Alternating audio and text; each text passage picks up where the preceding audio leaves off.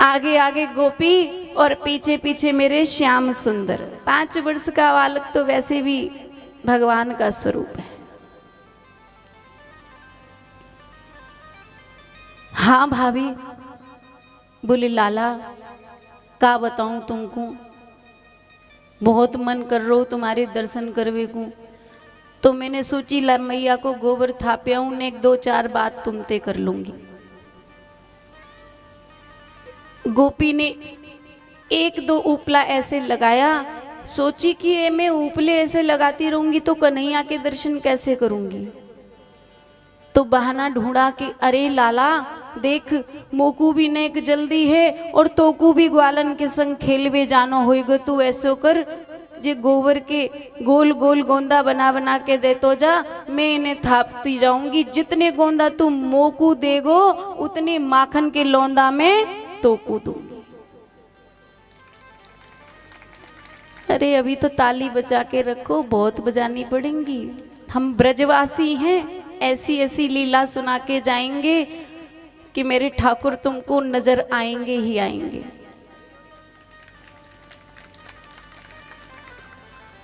अब तो कन्हैया बोले कि मैया यूं तो बता कि हिसाब कैसे होवेगो, कि कितने मैंने गोबर के गोंदा बना के तोकू दिए, जब गिनेगी जभी तो मोकू फिर माखन के लौंदा देगी।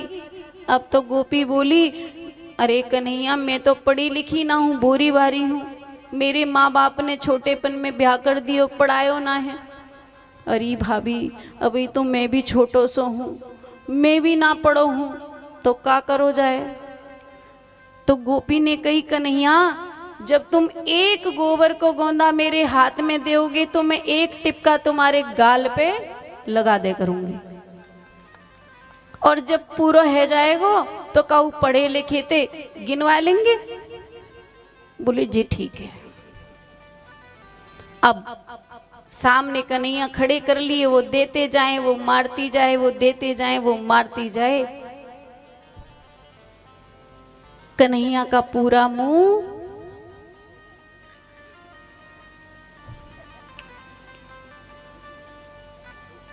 अब गोपी ने तो बहुत निहार लिया, रूप रस का आनंद ले लिया। बोले कन्हैया जाओ खेलो ग्वालन के संग। बोले भाभी तुमने यूं कही कि मैं गोबर थपवा दूंगो तो तुम उतने ही माखन के लौंदा मोकू दोगे। गोपी बोली ले लो देंगे।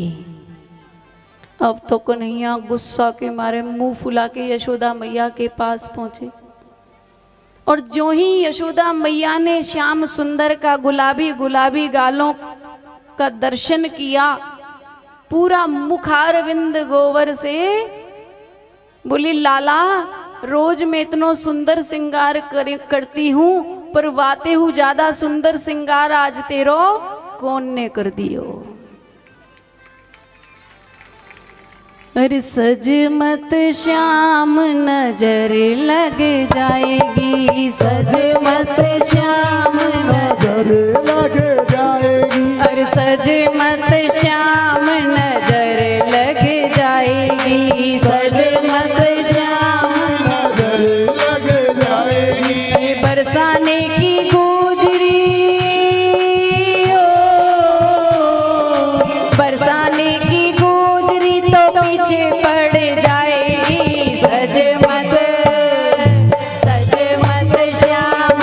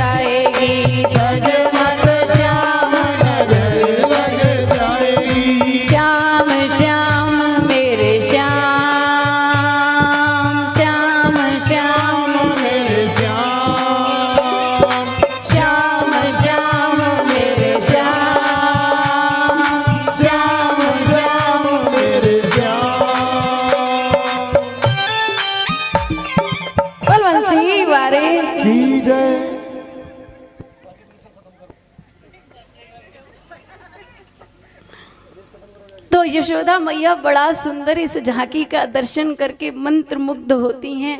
तो कहती हैं लाला जी का भयो? अरे मैया कछु मत पूछे, डर के मारे बतायो नहीं, नहीं तो यशोदा मैया डांटती कि माखन की का घर में कमी, 1 लाख 1.25 लाख 9 लाख गैया तेरे बाबा के घर में हैं और तू माखन के काजे गोबर पुतवा तो घूम रहे हो।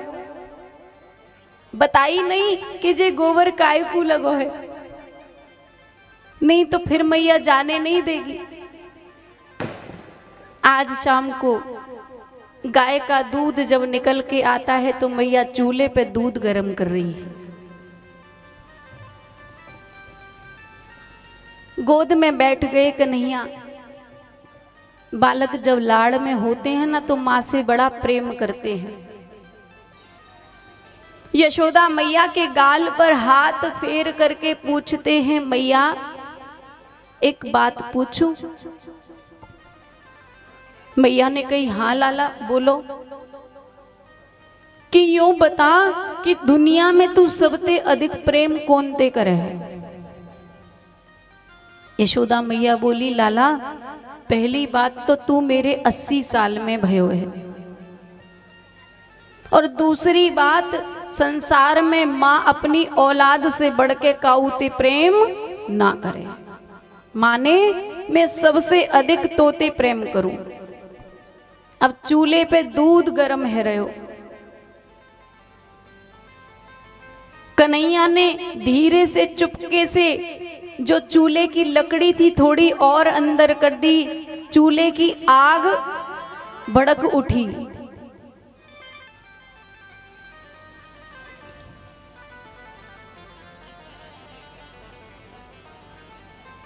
भैया इसको ना इधर सजाओ।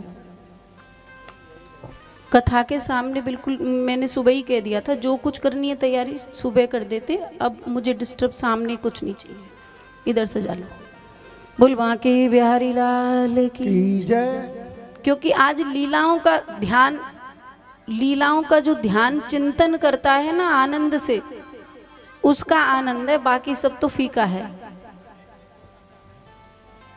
कन्हैया ने चूल्हे की लकड़ी को भीतर सरका दिया और दूध चूल्हे में निकलने लगा। और जब दूध उफनने लगा तो यशोदा मैया ने देखा कि आग तेज हो गई है, दूध निकल रहा है। कन्हैया को गोद में से उतार करके जमीन पर रख दिया और जल्दी से उठ करके पानी लाके लकड़ी बुझाने लगी, दूध को शांत करने लगी। और जैसे ही लाला को गोद में से उतारा, अब तो लाला गुस्से के मारे लाल। अभी तो कह रही थी कि संसार में सबसे अधिक प्रेम तो से करूं, और अब मोह से ज्यादा प्यारो दूध है। अब देखो भगवान हमारी यही तो परीक्षा लेते हैं कि वैसे तो कहते हो कि हम ठाकुर जी से प्रेम करते हैं, और वैसे ठाकुर जी से अधिक दुनियादारी की चिंता रहती है कि अगर हमने टीका चंदन लगा लिया तो लोग कहेंगे ज्यादा भगत हो गया। अगर हमने भगवान की माला ज्यादा फेरना शुरू कर दिया, माला झोली हाथ में देख ली, तो लोग कहेंगे कि देखो कैसी बाबाजन होगी। लोगों की चिंता करते हैं हम, और भगवान कहते हैं कि जो कुछ करना है सत्य करो, या तो संसार के बन के रहो या मेरे बन के रहो। तो यशोदा मैया से कह रहे हैं कि मैया तेने मोकू छल कियो है। नेक देर पहले कह रही तो से प्यार करूं, और फिर मोकू गोद में से पटक दियो और दूध को बचा लियो। अब तेरे या दूध के प्रेम को मैं तोड़ूंगा। दूसरे दिन कन्हैया ने ऐसी लीला की कि यशोदा मैया की सास के जमाने के मटका चिने रखे, मक्खन भरे भरे। और जब ज्यादा पुराने जो मटके होते हैं उनमें दूध दही घी रखा जाए तो बड़े चिकने और बड़े मजबूत हो जाते हैं वो, तो वो कई कई साल चल जाते हैं।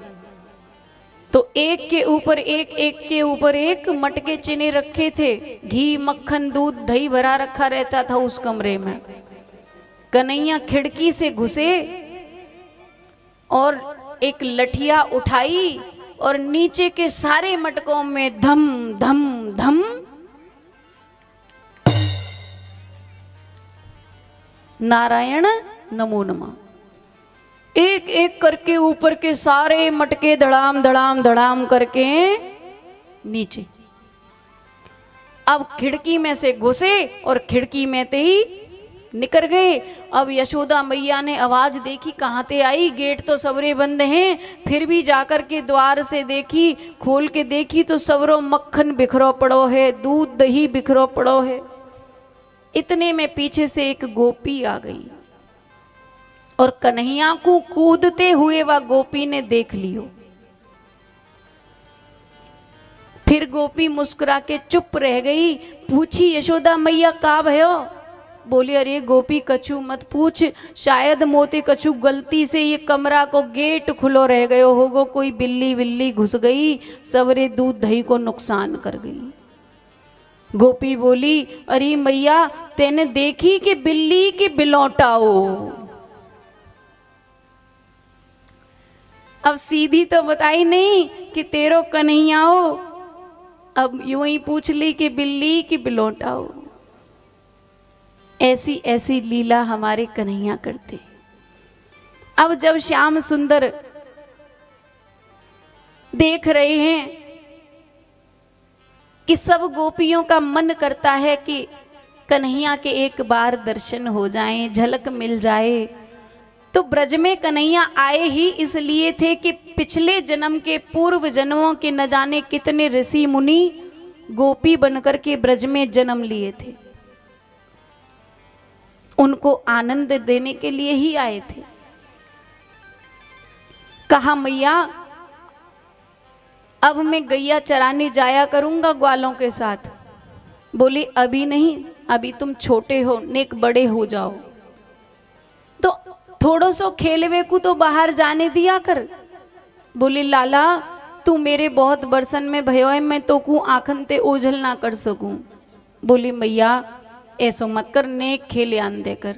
चल मैया ने कही थोड़ी बहुत देर खेले आओ कर, पर समय से घर आ जाए करियो। बोले ठीक है। अब चोर को कितनी देर चाहिए चोरी करवे को? थोड़ी सी। कन्हैया को मौको मिल गयो कि थोड़ी देर मिली है बाहर जावे को, अपने ग्वाल वालन को इकट्ठो करो और उनसे सबसे बात करी कि भैया देखो हम चोर मंडल बनाएंगे, एक मंडली बनाएंगे, जैसे आप लोग बनाते हो ना मंडली, भजन मंडली, कीर्तन मंडली, तो हमारे कन्हैया ने का मंडली बनाई? चौर्य मंडली।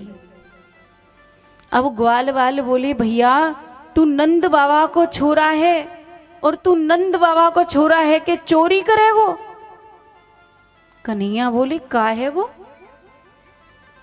हम कोई काऊ के सोने चांदी की चोरी थोड़ी कर रहे हैं, तो काय की चोरी करेंगे? कि माखन की।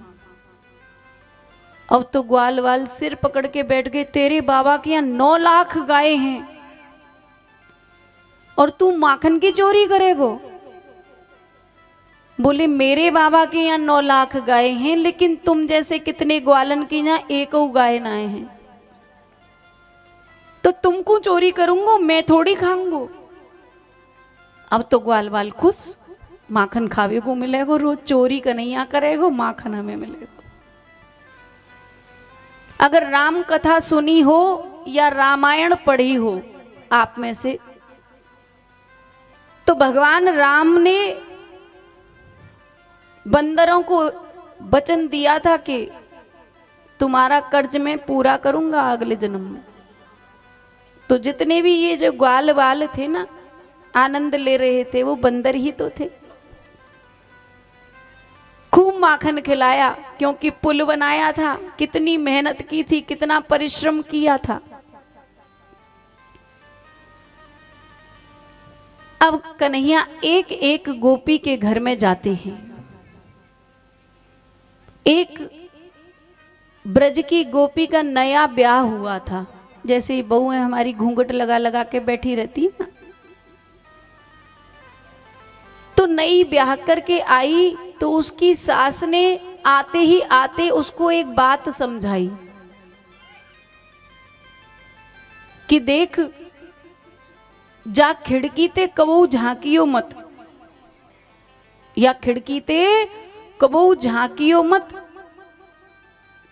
अब नई बहू यूं नहीं पूछ सकी कि क्यों नहीं झांकूं, नहीं तो सास कहेगी कि जवाब दे रही है। पर उसके मन में ये बात हर पल चलती रही कि मैं नई नई ब्याह के आई, मेरी सास ने यही बात क्यों समझाई। अब कोई बात की मना करी जाए तो औरतन के तो पेट में दर्द हो जावे ना, जब तक वो बात पलट ना जाए कहीं। अब जब भी वो उस खिड़की के सहारे आसपास कहीं काम करती तो बड़ी सुंदर, कभी कभी घुंघरुओं की आवाज आती, कभी वंशी की आवाज आती, कभी बड़ी सुंदर हंसी की आवाज आती। तो उसकी एक पड़ोसिन सखी आई, उससे पूछने लगा कि जब मेरी शादी होके आई थी तो मेरी सास ने कही कि जा खिड़की को कबू खोलियो मत और झांकियो मत, ऐसा क्यों।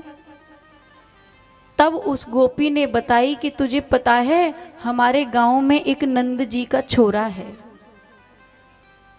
बड़ा प्यारा सा कन्हैया है, तेरी सास ने इसीलिए मना करी होगी, क्योंकि जब वो सुबह सुबह खेलने जाता है और शाम को लौट के आता है तो इसी गली से गुजरता है, और जो भी उसे एक बार देख ले वो उसका दीवाना हो जाता है। अब कोई इतनी प्रशंसा करे तो उसको देखने का मन करे। अब उसकी सास एक दिन खेत पे चली गई,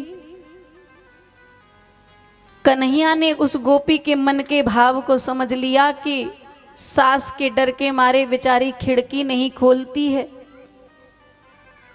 झांक कर नहीं देखती है, तो लाने आज सास नहीं है, मौका मिल गया, हम ही झांके हमें, नई नई भाभी है मिलिया में। अब गए, भाभी चूल्हे पे पोता लगा रही और गुलाबी सी चुंदरी ओढ़ के घूंघटा में भाभी पोता लगा रही है, और पीछे से कन्हैया ने आकर के चुंदरी खींच ली और कहा री भाभी, और जैसे ही कहा री भाभी और वो मीठी आवाज कानों में पड़ी, गोपी तो पागल हो गई। मेरा